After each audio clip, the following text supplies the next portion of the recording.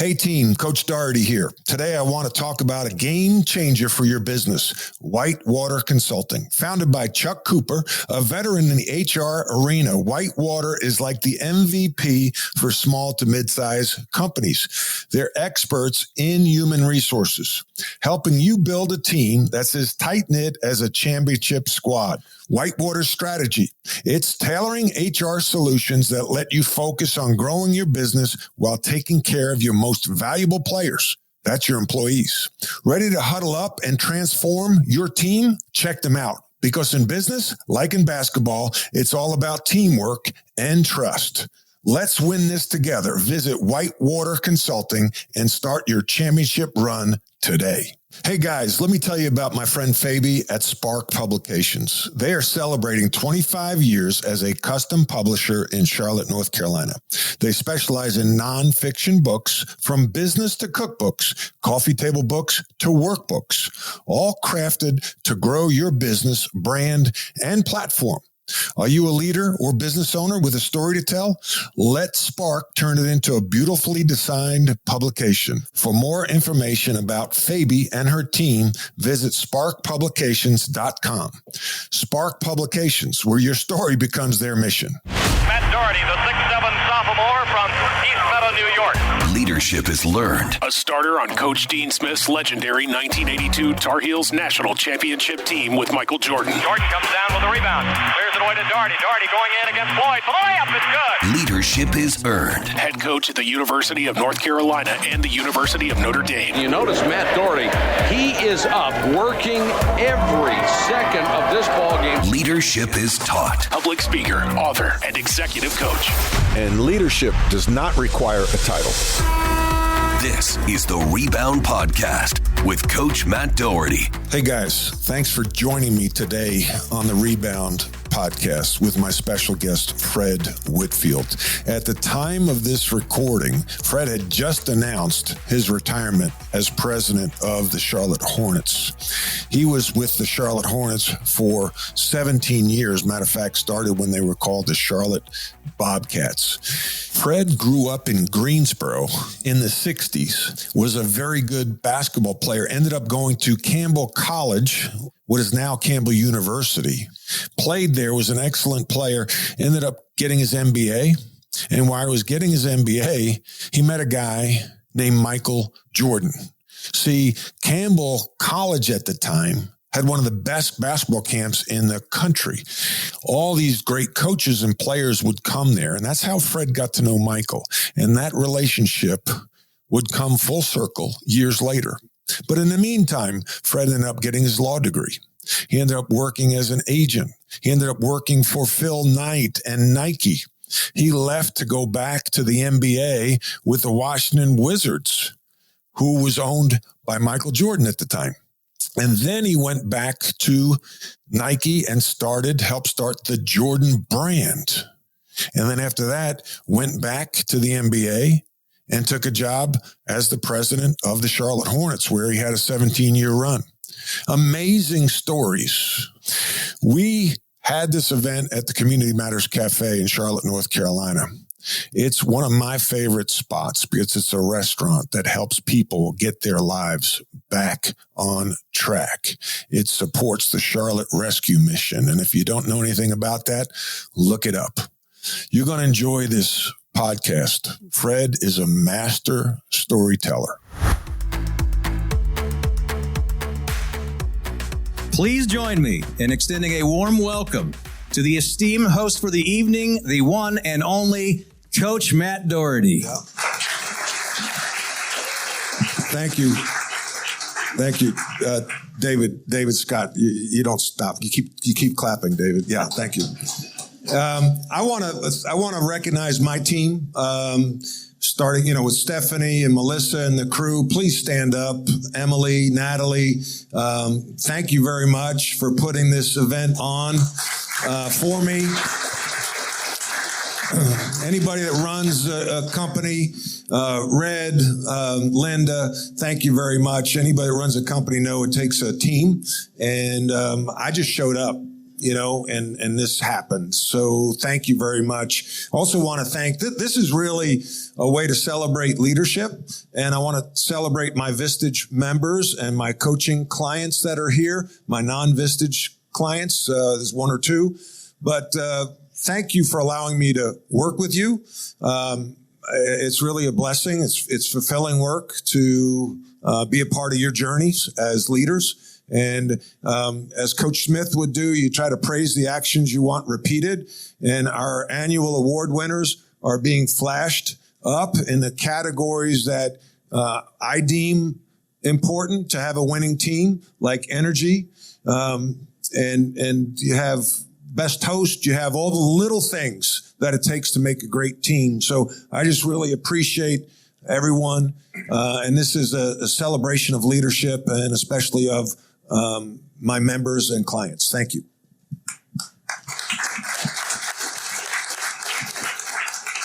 We are also honored to have a true community champion with us tonight. Please join me in extending a warm welcome to our special guest, Fred Whitfield. Thank you. After an incredible 17-year journey with the Charlotte Hornets, Fred Whitfield recently announced his transition from the role of president and vice chairman. Despite this change, his commitment to the community remains unwavering. Recognized as the Charlotte Business Journal's Lifetime Achievement Award winner and the prestigious North Carolina Award, Fred's influence extends far beyond the basketball court. Fred Whitfield's personal passion lies in ensuring a bright future for at-risk youth. Through his nonprofit Hoopty charities, he provides academic scholarships that impact the lives of underprivileged students. Achievements Unlimited, a part of Hoopty charities, has given over 15,000 underserved kids in the community a chance to attend a one-week summer camp that blends sports with character-building messages and educational enrichment. And one personal note, he's also been a guest on my show. I've lost count of how many times, but he's always so gracious and loves to talk to the community over WBT. So please welcome again Fred Whitfield, a leader, a philanthropist, and a true inspiration to this community. Thanks, Bo.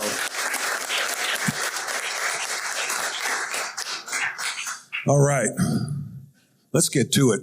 Yes, sir. It's like as you coach, you have a game plan, and then you get to the arena, and maybe somebody's hurt. Maybe during the course of the game, the defense changes. Maybe a player's in foul trouble. And, I had this game plan and this script. But when I saw you walk in here with that smile on your face, you look happy. I am. I'm extremely happy, man. Why are you happy? This is, again, I've had a bunch of surreal moments for me in the last month, Matt. And this is kind of another one of my full circle moments because I've known you since you were a freshman at Carolina. And my dear friend Michael Jordan was your teammate and close friend and still is. And, as I have reflected on my career and all the great people that have been my teammates, literally starting as a 7, 8-year-old kid at Windsor Community Center in Greensboro, all the way through Lincoln junior high school. Now, you hear all these 15,000 kids, I'm old, right? So that's one of the reasons I had to step down, but I'm not retiring. Figure out what's next. But, my high school is Southeast Guilford. I mean, to think last Friday night that my high school, humbled me with naming the gym in my honor. And at the same time, Governor Cooper bestowed the Longley Pine Award, which I always thought was the #1 award in the state. So I got that night from one of the state senators who raised me, Gladys Robinson at Providence Baptist Church. And it was just amazing to see all the outpouring of love in my high school and my community that I grew up in, to see the progress we made at Southeast, what the new gym looked like. I'm glad they didn't put my name on the old gym that I played in. But just the progress in the community and Mr. Scott and the great job they've done, that was special. To think back, Matt, just how lucky I was. You mentioned Campbell. I was also a coach at Campball, assistant coach while I was in grad school getting my MBA. And a lot of people don't realize why I went to law school. And now I'm going to really date myself. Press Maravich. Those of you that are older know Coach Press Maravich, Pistol Pete's dad. Well, he was the other assistant coach when I was coaching there, 1981-83. And his granddaughter was in school. So that, again, he was at the end of his great career. But he was the one that told me I was too smart to be a coach. And now I'm looking at what all these NBA coaches are making now, and I'm saying, you know what? I'm running the business operations side, and they got another comma on their salaries than I had on mine. So, but anyway, they came to every game. And that parental support has helped me get to where I am today. And I believe that Campbell, and Southeast Guilford really prepared me for life. And to go back and do the commencement speech at the Big Spring commencement in 2022 was another one of those surreal moments where I knew, like, you know what, your career is about to come to an end doing this. Now, you may go do something else. But honestly, Matt, that's what Southeast taught me. That's what Campbell taught me. I mean, Campbell, other than Bob Jones, probably one of the most conservative schools in the country. Southern Baptist, I had to take CEP, Cultural Enrichment Program, Chapel. That I was in my seat every Tuesday and Thursday to get my A. The one A I knew I was going to get in the semester. But if you're sitting in your chair at Chapel, you're going to get an A. I was there. Now, when I went in those econ classes and accounting, and particularly in the science building, I didn't know what I might come out of there with. But it prepared me to be able to deal with adversity, from people that may not look like me, may not think like me. But you know what? We're all people. And that's how Gene Eamon right here, sitting here with this Grove 23 jacket on that I took him down to play Michael's course. He's been my best friend for 40 years and my absolute best friend, and sat there when my wife traveled when I had cancer. A whole week, 5 times a day, coming, putting my boost in my feeding tube and giving me the morphine and putting on my fentanyl patches. I'm not trying to gross y'all out, but it was a battle. And this dude was with me every step of the way. Where did you meet Gene? And this is another funny story. I got a lot of stories. But Natalie, we're going to save some of them for our book. When we do our book, Natalie's writing your book, and Fabi is publishing the book. We secured that deal here at the Rebound Live podcast. See what happens when you sponsor the Rebound Live podcast? Magic happens. You're right. Magic does happen. My mom taught me at a very young age, and you know this, Matt, unless you got a great team of people with you, nothing good is going to happen, right? And so I've been blessed at the Bobcats in 06 to last week at the Hornets. I got the best senior leadership team in the entire NBA, bar none. And I say that because they all have been with me the whole time. And then I just met this gentleman over here that's doing the sound. He reminded me he worked for the Bobcats in what, 07, 08? 06, when you got there. Wow, that was a long time ago. Yeah. But he actually even said he learned something working at the Bobcats, which I thought was for real. And we all worked together. And then I thought, wow, who was my mentor in the NBA? When David Stern told Bob Johnson, you should give this guy a shot. I think if he gets some smart people with him, he might be able to be president of your team. And Bob hired me, and I'm eternally indebted to Bob. A lot of people think Michael hired me. Michael was running basketball, I was running business.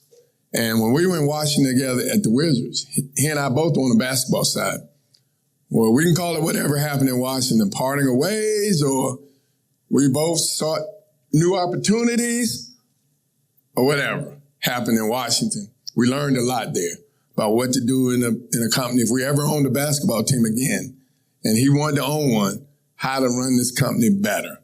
And so we came out of that. And when Bob hired me, I started running the business side. Michael's running the basketball side. David Stern says, okay, dummy, I'm going to put you with the 2 best in the league, and they're going to teach you how to do this. Scott O'Neal, who at the time worked for the NBA. You know Scott. And I think the best and greatest of all time, Rick Welch. You know Rick?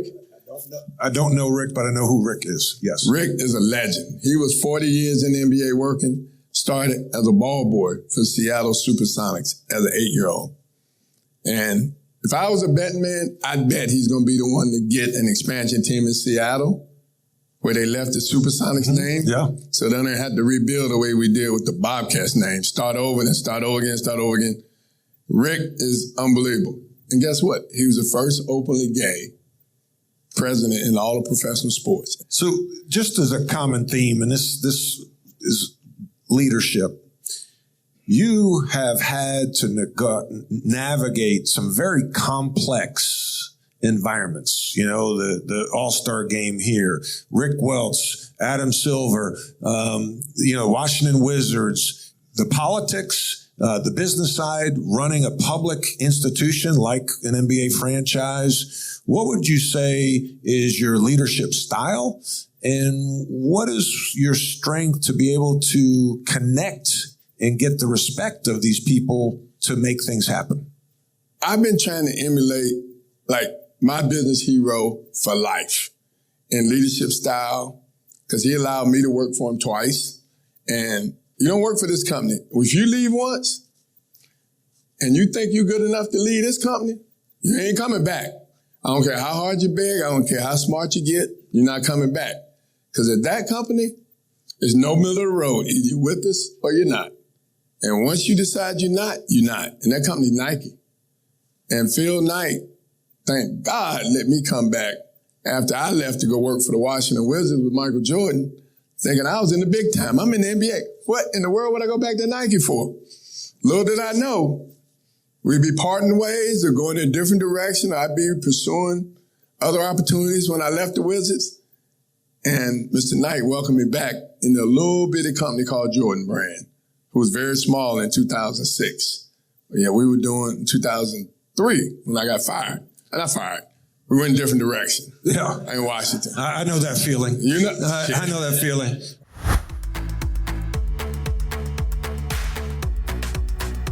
If you want to build a business with an engaged workforce and a thriving bottom line, you need to work with Chuck Cooper of Whitewater Consulting.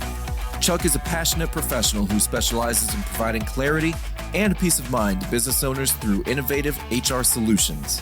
And since your people are your greatest asset, you want to make sure you're working with a trusted and experienced partner so that you can focus on running your business according to your vision.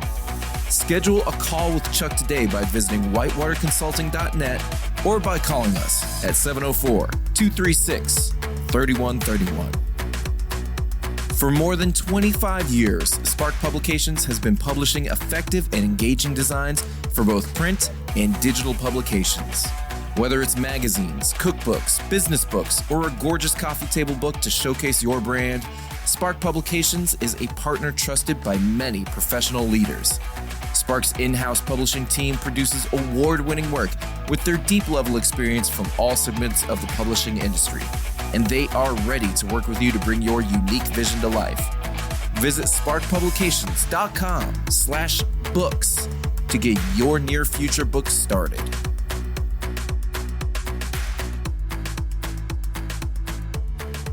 Is this your show or my show? It's actually, I think it's your show. I'm just going to put the mic down and I'm going to go sit in the crowd. This isn't your first rodeo. No, and I tell you, if Keith Cocker were here, he'd be cutting me off. Let me tell you one more funny story, and then I'm going to stop. We got to say something for Natalie, right? I'm not sick. I'm recovering from throat cancer, and I just had a scan yesterday. My doctor told me that's normal for a while. Cancer-free. Yeah, let me get that out there. Because if y'all read in the paper, the press release, it's my fault. I made it sound like I was dying and my mom was dying, all in the same article, and that's why I stepped away. But I'm cancer-free. My 3-month, 6-month scans have been clean. I scoped yesterday. I'm clean. My mom broke her hip a year ago. I definitely thought she was done at 91. She's 92 now, back in independent living and come to every Hornets game. I was worried, when I see you now, I see you at games and you're quiet and reserved and you basically give the handshake and yeah, how you doing? You move on. See you at the golf course at Quail Hollow when they're playing the PGA and, I thought you were kind of quiet and reserved and shy. Dang. Hey, you know what you forgot? NASCAR races. 2311 Racing, that's our race team. Again, I got a little bitty piece with Michael and Danny and Curtis Pope. That's a pretty building going up on 77. It's beautiful. And I grew up on NASCAR. Can I ask you a question? Yes, sir. Yeah, go ahead. This is Doherty. Doherty. Let me tell you about Phil Knight. What? Shoe dog. Come on, man. Let me tell you about Phil Knight. Whoa. That's my business hero. Yeah, well, if you read that book, Shoe Dog, I mean, and the group here, a lot of readers, and they want to get inspired. And the gumption, the confidence, the courage it took for him to do what he did, selling shoes out of the back of a blue ribbon and going to China and all that he did. Waffle iron, making the shoes on a waffle iron. Yeah, and then the movie Air. How accurate was that movie Air? You got a good friend named Michael Jordan, don't you? Ask him. Oh. Because I'm not going to give my opinion. Okay. Because they say I talk too much these days. I enjoyed it. Actually, my wife didn't want to go, and Gene and I went together over in Park Road Shopping Center, right? And watched it. It's actually pretty good. Yeah. And I remember, like, all the true stuff in it. Yeah. I was at a lot of it. I remember bet that you part. were. Some of that other stuff. Like, yeah. I don't know about that, but maybe Michael remembers it. Well, you just told a lot there. How did your relationship with Michael start? When did you first meet him? I met him in Bowie's Creek at Campbell University. And that's another reason I feel so indebted to Campbell.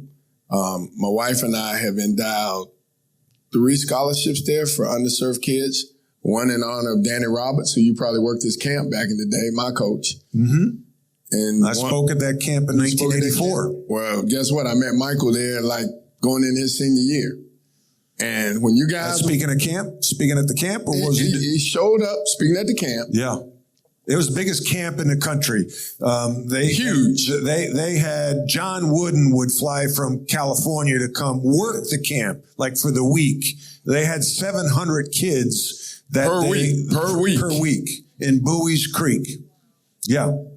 And I grew up in that camp. I was that fortunate kid that I'd say we were lower middle class. My mom was a school teacher. My dad worked at the post office. But my mom was a miser. Still is to this day. She won't let me touch her checkbook at 92 years old.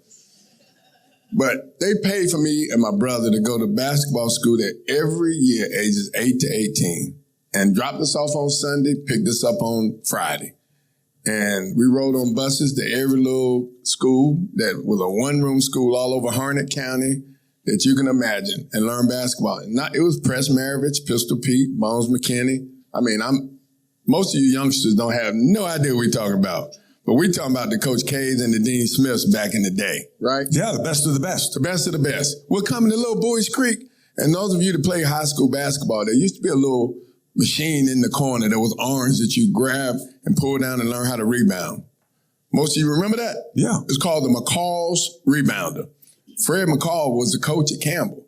He invented that machine. Did he really? He invented that machine in Angier, North Carolina, and I'm pronouncing it right. That's the back road between Bowie's Creek and Raleigh. If you don't go through Angier, you're going to go through Fuquay Arena, and you're going to get lost. I had a teammate from Fuquay Arena. He was lost then. I don't know how he got to Chapel Hill. Jeff Barlow. He should have come to Campbell and played for us. He'd got more time. But no, seriously. All of that history right there in Bowie's Creek, people don't know about. So I met Michael there. And then when I finished playing there, I finished in 1980. I went back in 80. I worked for a year. That's how I met Gene. The best training I ever had in my life. And I use it to this day. I use it on my wife. I use it to everybody that's bought a season ticket holder, bought a season ticket at the Hornets, bought a sponsorship. I learned how to sell and oversell and sell and make people feel good about buying a team that won 7 games last year and had the worst record in the history of the NBA. We renewed at 88% of our season ticket holders. That 6 weeks of sales training and selling Bell, if you can sell Yellow Pages, you can sell anything. I mean, seriously, just think about it. Yellow Pages, y'all older people in here like me, we used to live in the Yellow Pages. We moved to a new town or whatever, right? You need to get your refrigerator fixed. You want to buy a new car. You don't know where to go. You go to Yellow Pages. And you're trained to go to your eye and your brain to the biggest ads and the ones in red. That's how you go. You pick that out. Well driller, plumber. So the people that really needed Yellow Page ads always said they were too expensive. And they were tied to your phone number. So if you got the ad and you didn't pay your bill, they're going to put you out of business. They're going to cut your phone off. And the people that actually didn't need it, they said, I don't need it. What I need it for? I can't take care of the customers I got. So now if you're out there trying to sell and the people that need it say they can't afford it, and the people that can afford it say they don't need it, you got to find that little sweet spot in the middle and trick them. That, you know what? You do need it, or you do, and keep it in. I know you made $1 million last year, but you needed to get to $2 million. And that was the best sales training that I ever got. And I met Gene that way. A guy I went to was in sales training with, said, I'm going to lunch with my fraternity brothers, Chi Phi, right? Chi Phi. I'm Kappa Alpha Psi, different fraternities. So you go back to law school. You were in private practice for a little bit. I believe you worked for David Falk, the agency, for a little bit. I did. And then what was your first partnership with Michael? Was it the Jordan brand? Was it the Wizards? Was it here in Charlotte? I know Michelle must have sent you my bio. Yes. You ain't know all that about me. Ain't no way. You did your due diligence. Yeah. You got ready? Oh, yeah, I got ready to do my homework. Hey, you thought you were going to get to ask some questions, didn't you? No, okay. My first partnership with Michael. Michelle, I thought you said he's going to be, more pliable. Hey, I probably shouldn't say this, but Gene, when somebody asks you to come speak, I'll tell you how much you can talk. 2 minutes. 2 minutes. 2 minutes. But no, seriously, my partnership with Michael started in Bush Creek. We didn't look at it as business, right? We just became friends. And I didn't know he'd be Michael Jordan. When I met you, he was okay, right? Mm-hmm. He couldn't shoot it. Right. Couldn't handle. Buzz Peterson was player of the year in North Carolina over him. People don't remember that. That's right. That's why Buzz roomed with him. That's right. He kept saying, I'm sorry, man. I didn't mean to win that award. You're the best. You're the best. You're the best. Keep me with you. Keep me with you. Didn't wear him out in practice. Oh, yeah, my God. He paid for that award. I know. Yeah. MJ. Every day in practice, he paid for it. Man, I got some stories, lad. Just don't take your pen out yet. We're going to have a good book. But, honestly, we just became friends. And then it just grew. And I really believe the reason we became friends is because his parents and my parents were a lot alike. And he and I were two of those lucky ones that had two parents at home. That's right. How important is that? How important? It's the most important thing. And I hope you give me time to talk about my basketball school if I shut up. I don't know. The store's closed at 10 o'clock. You got to go meet Mary to get some Christmas shopping in. Hey, I don't have to be at work tomorrow. We can go tomorrow. Hey, I don't have an office now. Pete, what can you tell us? Let's talk leadership. Yeah. Okay. I'm going to get serious now. I've been joking around. Let's get serious. Okay. What's your leadership style? And what would you say your biggest strength? And what are some takeaways people here and the listening audience can take away from what you've learned over the years with everything you've done and seen? Again, Phil Knight, right? Larry Miller, Howard White. They really taught me how to be leaders. And those are all my bosses at Nike and Jordan Brand. And now when I look at Jordan Brand, when I was there, we were doing $300 million a year in 2003. When I left to come here 3 years later, we had put together a whole new strategy. People were asking, why in the world is Derek Jeter wearing Jordans? Why is Warren Sapp wearing Jordan gloves? Why is Terrell Owens wearing Jordan? That was our strategy. Why is Boxer Roy Jones Jr. wearing Jordan boots? It was fun while he was knocking everybody out. That first time I saw him get knocked out, I was like, oh, Lord. Jumpman not supposed to look at you laying down. But I love Roy, and we love Roy. But that's how we grew the brand. That was our secret, right? And from there, when I left in 2006 to come here, we were doing $900 million a year. So we had tripled it. Now that I've gotten out of the way, and we have 4 schools. We have 4 colleges. A lot of people don't remember Cincinnati, when they were number 1 in the country, they were Jordan Brand. A lot of people don't remember Cal Berkeley was Jordan Brand. North Carolina A&T in Greensboro was Jordan Brand. You know why they were Jordan Brand? Michael's brother Larry went to A&T, and so did my daddy. So, and I'm doing the deals, and they got the same colorway as Cal Berkeley. I can sell that in. And they became our HBCU way back then in Carolina, obviously. Now that I got out of the way, I've come down here and messed this basketball team up. They're going to do $8 billion, I heard this year, $8 billion in that little bitty company that was $300 million when I got there. Same model, but smarter guys. Anthony DeCosmo's got my job, a lot smarter than me. Larry Miller's still there, chairman of the board of Jordan Brand. They got a chairman of the board of Jordan Brand, which means Larry's on his book talking tour. Larry Miller, read his book. If you want to read a book, read Larry Miller's book. What's it titled? I don't know, but it's talking about him killing somebody when he was 15 years old and being reformed and getting his accounting degree and his MBA and made it all the way to be the president of Jordan Brand. What's the name of his book, Charles? Wow. Larry Miller. Put Larry Miller, I know how to Google. Larry Miller, Jordan Brand. What is it? Jump. Get that book. Larry, I'm selling you some books. There you go. Can I get a copy of this? Anyway, those were the leaders that I watched. You know why I watched them at? Because I love working for them. I absolutely love working for Phil Knight. I'd run through a wall for him. Why? How can somebody create that kind of loyalty in an employee? It's real easy. All you got to do is recognize people. People want to be recognized for success. They want to, they just want you to say thank you and that you did a good job. You ain't got to give them $1,000. You ain't got to give them a big bonus. You know what we do? You know what we do at the Hornets? Well, I used to do it. I don't do it anymore. But somebody's going to take my place. Every month, we have Employee of the Month. That's the best thing that our WOW staff and Marlene Hendricks, who's now running SoFi, she got so good, we couldn't keep her anymore. She's running for 2 football teams in concerts at SoFi. She came up with this idea. Every month, we're going to recognize somebody from every department in the company. How do you do that? What does it look like? The department heads, the WOW staff people that sit on the elevator and say, welcome to Spectrum Center. Thanks so much. Enjoy the game. Thanks so much for coming. Sorry we lost tonight, but we'll get them next game. That staff, the people that clean up the building through Jana King, our partner. Levy Foods, who's our partner. Unbelievable food and beverage company. All the managers pick who they say is their top employee each month. And for the last 15 years, once a month, I meet them at mid-court pregame, and we give them a certificate, and I take a picture with them. Yeah. A picture.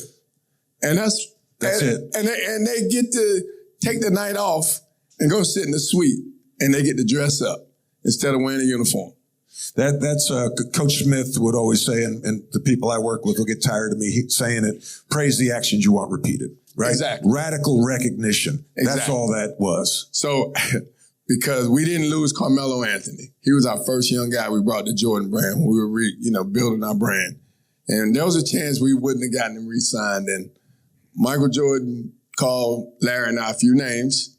Larry was in Portland. I was in Washington in my office. And Michael was in the Bahamas playing golf. And we had to be done talking by 7:30 a.m. Eastern time because he's going to tee off. So Larry, it's 4 o'clock in the morning in Portland, and we're supposed to do a conference call. And Larry don't answer his phone. I said, come on, Larry. You got to get up. Man, this is Carmelo. He's still asleep in Portland. So I got to start the conversation without the president of the Jordan Brand on the phone. Oh, wow. But anyway. How'd that go? Really well. Larry woke up. He did all the talking. I said, MJ, don't hang up on us. Don't hang up on us. Man, please don't hang up on us. And MJ said, if you guys are willing to put your job on the line, that's right. Call up. I love LaMelo Ball. I'm thinking about LaMelo, but now I'm thinking Carmelo. Carmelo. Then y'all keep him. Do the deal. And we kept him. And I was just with Carmelo last week in New York when Howard White was inducted into the Footwear News Hall of Fame. We all were right back there together again. And Reggie Saunders, who runs entertainment marketing, it was like a big family reunion. William Wesley, who's, Wes. Yeah. Executive Vice President of the Knicks. And Leon Rose, the President of the Knicks. So that touched on something with Michael, which I've heard this before. It's like, are you willing to bet your paycheck on that kind of thing? Right? Yeah. He's told me that several times. Right? So tell us his management style, his leadership style as an owner, or, you know, his Jordan brand, like how he led. So he learned from Phil Knight too, right? He became this astute businessman, going to quarterly business review meetings with Phil Knight and Charlie Denson when he was the president, Mark Parker when he was the CEO, now to Mr. Donahoe, John Donahoe, who's the new CEO. We always had quarterly business meetings, and it would be Larry Miller and me on the Jordan brand side and John Slusher on the Nike. He's the most senior sports marketing person at Nike. And then it would be the CEO. And then it would be the president sitting across the other side of the table. And we're strategizing how we're going to get Jordan brand from 300 million to 500 million. We got to go to China. We got to take Michael to China for the first time. He don't want to go to Asia. MJ, you got to go to Asia. They buying a lot of shoes over there, dude. We got to go to Asia. And Nike's going to give us a team plane. Not team plane. It was the Nike team plane, the Nike G5. And we're going to fly straight into Beijing. But Michael watched what Phil did. He watched how Larry and Howard, and even me to a very small extent, how we grew that brand from 300 million to 600 million to $1 billion. Now he's watching Sarah Mensah, who's their new president, who worked there with me, female, who was at the Trailblazers with Larry. Now she's running the brand as president, $8 billion. And ain't no way they got the $8 billion if I stayed there. But the Cosmos is a lot smarter than me, and they not going to leave till they get all their stock options and retire young. Yeah. But he's right. It's 100% culture. When you can create a culture that people get along, they ain't got to love each other. They just got to get along, right? They just got to work together, and you want them to look different. You don't want a room, but definitely want a bunch of people in the room look like me, sitting around the table trying to make decisions, or think like me, sitting around the room trying to make decisions. You want Gene in the room. You want, not BJ. That's my nephew. You don't want him in the room. You want Mike in the room. You want Natalie in the room. You want men. You want women. You want some Asians. You want some black, some white. You want everybody that was raised differently and thinks differently. That's how the good companies work. And Nike was doing that when Phil Knight started it back in the day, because they in Portland, Oregon. Anybody that's in Portland, Oregon, they all get along. They ain't mad at nobody. They ain't looking at color. They ain't thinking about politics. They just trying to dodge that rain every day in the winter and then enjoying how beautiful it is in the summer. Well, and that culture that's at Nike, you don't see nobody walking around there not smiling. How about you don't that? see anybody walking around there that's not happy. The NBA has all these subcommittees. They have 4 of them. And Commissioner Silver and Commissioner Stern let me sit on all 4 of them. And some of them have 4 team presidents, 4 GMs, 2 team presidents, other people. I sat on all of them. And on the one that really matters, called the Team Advisory Council, we call it TAC. 8 team presidents and Adam's entire senior executive team. And you're supposed to roll off on 3 years. But the pandemic came in and helped me out, because every team president wants to do it, because you're in front of everybody that matters in the NBA.